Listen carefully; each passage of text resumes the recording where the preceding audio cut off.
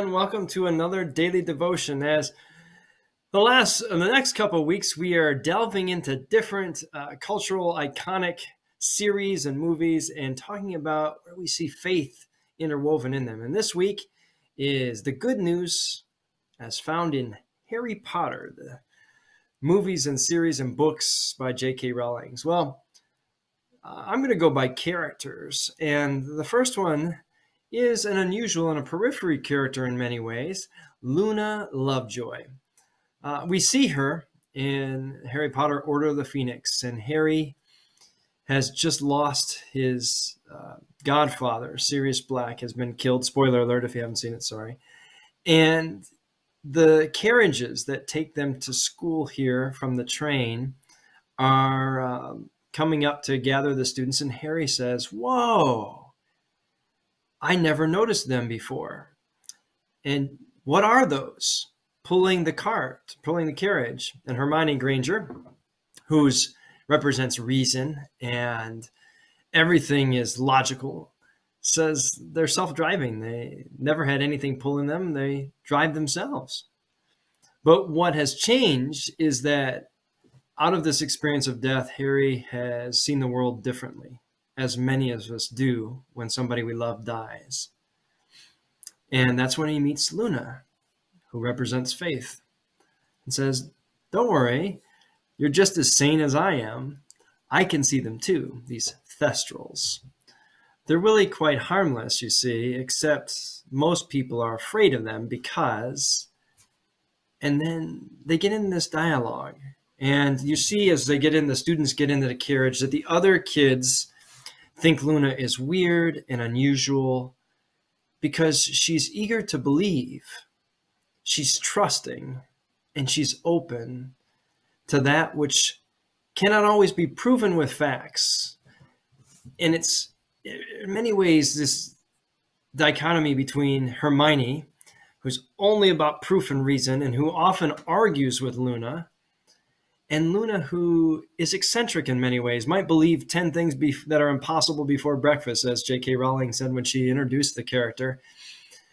She's the kind of person who has theories about Bigfoot and alien abductions and Nessie and Nargles and rack spurts, these crazy magical creatures that nobody knows what they are or if they really exist.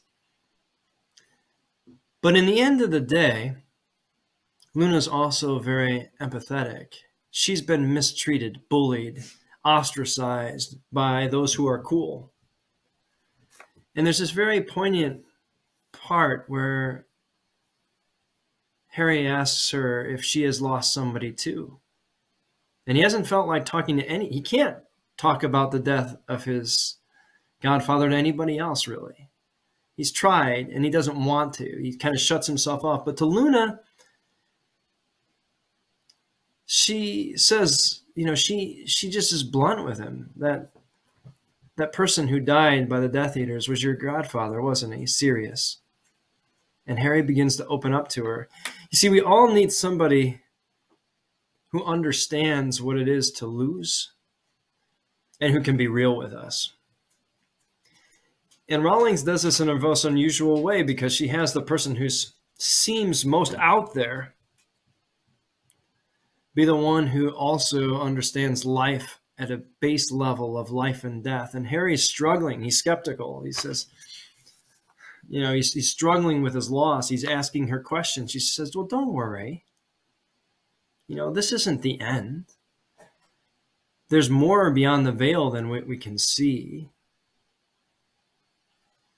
You may have heard something very similar in the Gospels. We lead by faith, not by sight. And these bodies, these jars of clay," Paul would say, "will take a different form. There will be a trumpet sound and a mystery as in a twinkling of the eye," in 1 Corinthians 15, he writes. "And we'll all be changed from one thing to the next." Well, Luna affirms that very thing in these Harry Potter series and saying, they're not dead. No, there's so much more yet to be written. Now, I don't want to say that Potter is a Christological series or anything like that.